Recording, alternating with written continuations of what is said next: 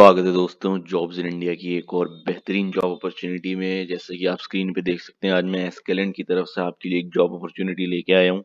तो जिन लोगों को एस्केलेंट के बारे में नहीं पता, यहाँ पे खास तौर से दिया हुआ है, Escalent is an award winning data analytics and advisory firm that helps clients understand human and market behaviours to navigate disruption. तो ये बेसिकली डेटा का इस्तेमाल करके दूसरी कंपनीज की और दूसरे क्लाइंट्स की मदद करती हैं उनको मार्केट में सक्सेसफुल बनाने के लिए। बहुत आसान डिस्क्रिप्शन अगर मैं समझाऊं तो ये कंपनी एस्केलेंट आपके लिए एक वर्क फ्रॉम होम अपॉर्चुनिटी लेके आई है, यानी वर्चुअल इंडिया है। घर से बैठ के आपको काम करना है। ये आपका रोल क्या होगा, एनालिस्ट का एक आपका रोल होने वाला है। तो बगैर टाइम वेस्ट करते हुए हम डायरेक्ट चलते हैं जॉब की डिटेल्स में और देखते हैं कि ये जॉब किस चीज़ की है। तो रोल का आपका ओवरव्यू क्या है, तो मतलब आपका जो रोल है एनालिस्ट का, उसको overview. The analyst role is at the core of execution and entails assisting managers and project teams with the effective delivery of the project. Analyst are expected to have the ability to work independently and create client ready outcomes. तो अगर एक line में आपका role आपको समझाया जाए तो आपको क्या करना है, प्रोजेक्ट टीम्स के साथ और अपने मैनेजर्स के साथ काम करना है मिलकर, ताकि आप उन दोनों की मदद कर सकें उनके प्रोजेक्ट को सामने डिलीवर करने में। ठीक है ना, बहुत आसान शब्दों में अगर समझाया जाए। अब हम चलते हैं रिस्पॉन्सिबिलिटीज की तरफ, जहाँ पे आपको डिटेल में समझ में आएगा कि आपका एक्चुअल काम क्या होने वाला है। Work with project teams and design analysis plan and most effective search strategies, gather required information and filter relevant themes using a broad set of tools। Example, ये सारे एग्जाम्पल दिए हुए हैं। तो बेसिकली आपका काम क्या है, आपको प्रोजेक्ट टीम्स के साथ मिलकर काम करना है। ठीक है ना, और आपको प्लान्स बनाने हैं उनके साथ मिलकर। जो भी प्रोजेक्ट टीम्स प्लान्स पर काम कर रही है, आपको वो प्लान्स बनाने हैं। आपको इफेक्टिव सर्च स्ट्रेटजीज बनानी है, जो भी प्रोजेक्ट टीम्स की जो भी चीज़ वो उस टाइम पर सर्च कर रही हो। ठीक है ना, क्योंकि आपका एनालिस्ट का काम है।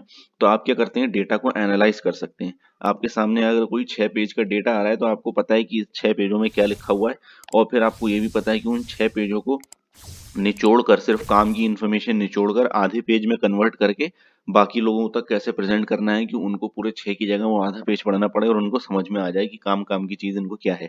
ये होता है बेसिक एनालिस्ट का काम। ठीक है, तो आपको अपनी प्रोजेक्ट टीम के साथ मिलकर यही सब काम करना है।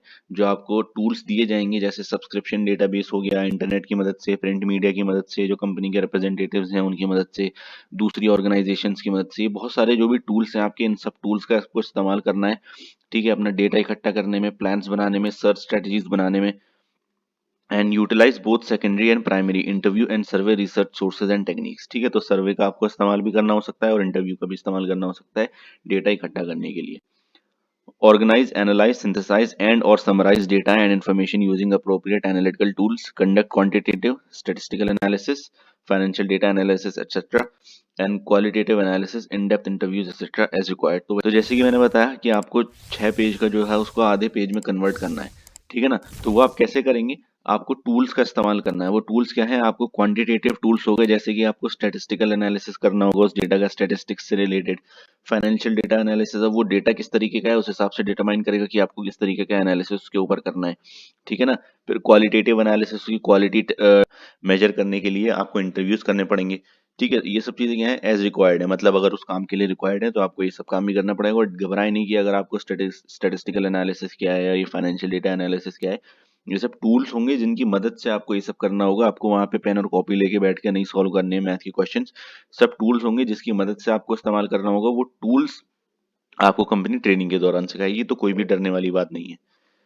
Communicate research results through structured end products, memos, spreadsheets, report, presentation, etc. Call out the key insights from data and research findings। तो जैसे मैंने बताया, ऊपर वाला तरीका आपका हो गया कि आप वो 6 पेज कैसे निकालेंगे। ठीक है, क्वालिटेटिव एनालिसिस करके, क्वांटिटेटिव एनालिसिस करके, ये सब चीजें जब वो आ जाएगा फिर उसको समराइज करके, छोटा करके उसको आप मेमोज में कन्वर्ट कर दें, स्प्रेडशीट्स में कन्वर्ट कर दें, रिपोर्ट में कन्वर्ट कर दें या प्रेजेंटेशंस में कन्वर्ट कर दें। ये सब करके कन्वर्ट करके उसको जो असली असली इंसाइट्स हैं, असली इंफॉर्मेशन है उस 6 पेज में, वो आधे पेज की, वो आपको दूसरे लोगों के सामने प्रेजेंट करना है ताकि वो भी उसका फायदा उठा सकें, उसको समझ सकें। Idea to in house process and client deadlines. तो इन हाउस प्रोसेस मतलब वो प्रोसेस जो आपको इसी कंपनी के अंदर सिखाए जाएंगे। फॉर एग्जांपल, आप किसी और कंपनी से करके आ रहे हैं यही जॉब, आपको वहां के थोड़े प्रोसेस के बारे में पता है, तो वो प्रोसेस आप यहाँ नहीं लगाएंगे। इन हाउस प्रोसेस का मतलब ही यही होता है कि आपको काम करने के जो प्रोसेस इस कंपनी में ट्रेनिंग के दौरान सिखाए जाएंगे, आपको सिर्फ उन्हीं का इस्तेमाल करना है अपना काम करने में, और आपको जो डेडलाइंस दी जाएंगी आपको उनका ध्यान रखना है। तो ये आपकी बहुत बेसिक सी रिस्पॉन्सिबिलिटीज है।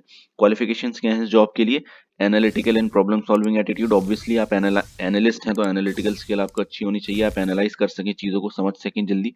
कम्युनिकेशन आपका अच्छा होना चाहिए, इंटरपर्सनल स्किल सेम चीज़ हो गई कि आप, क्योंकि आप वर्क फ्रॉम होम कर रहे हैं तो हर वक्त आपको देखने वाला कोई नहीं है, ठीक है। तो आपको डेडलाइंस का ध्यान रखना है, आपको अपनी टीम के साथ मिलजुल कर काम करना है, आपका पूरा काम ही ये है कि मैनेजर्स के साथ और प्रोजेक्ट टीम के साथ मिलकर काम करना उनके प्रोजेक्ट को पूरा करने में।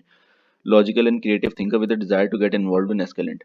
तो अगर आपकी डिजायर है एस्केलेंट में जॉब करने की तो ही आप यहाँ पे जाएं, टाइम पास वरना करने के लिए ना जाएं। तो ये बहुत बेसिक सी रिस्पॉन्सिबिलिटीज और आपकी क्वालिफिकेशन। जॉब के लिए अप्लाई करना बहुत सिंपल है। आप स्टार्ट योर एप्लीकेशन पे जब क्लिक करेंगे तो आपकी एक वेबसाइट खुलेगी।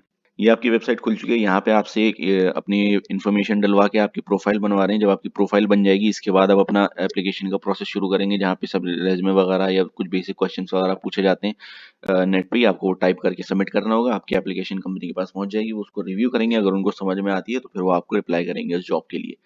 जहाँ तक रही जब की सैलरी की बात, जैसे कि अगर आप मेरी वीडियोस थोड़ी टाइम से देखते हैं तो कभी भी किसी भी जॉब में कोई सैलरी मेंशन नहीं करती अनलेस वो जॉब naukri.com से लाई हुई हो। तो कंपनी अपनी वेबसाइट पे कभी भी सैलरी मेंशन नहीं करती, क्योंकि वो एक तो एवरेज सैलरी फिक्स रहती है, लेकिन उसके बाद क्वालिफिकेशन पर डिपेंड करती है कि आपकी क्वालिफिकेशन क्या है, उसके हिसाब से ऊपर नीचे होती है।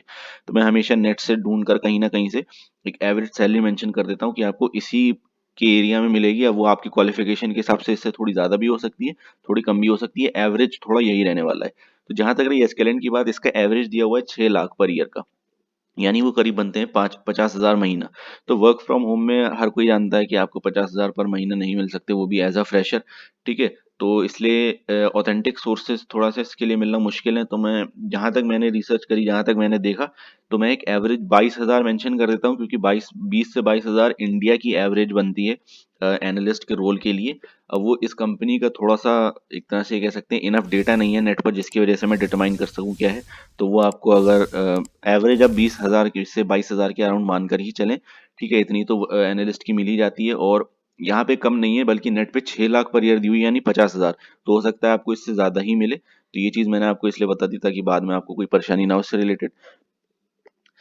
तो अगर ये वीडियो पसंद आई है तो उसको लाइक करें, चैनल को सब्सक्राइब कर दें, फैमिली फ्रेंड्स रिलेटिव्स के साथ शेयर करें, ताकि चैनल भी ग्रो कर सके और मैं आपके लिए ज़्यादा से ज़्यादा अच्छी अपॉर्चुनिटीज़ लेके आ सकूं। सपोर्ट करते रहें ऐसी चैनल को। मिलते हैं जल्दी एक और नई जॉब अपॉर्चुनिटी के साथ। शुक्रिया।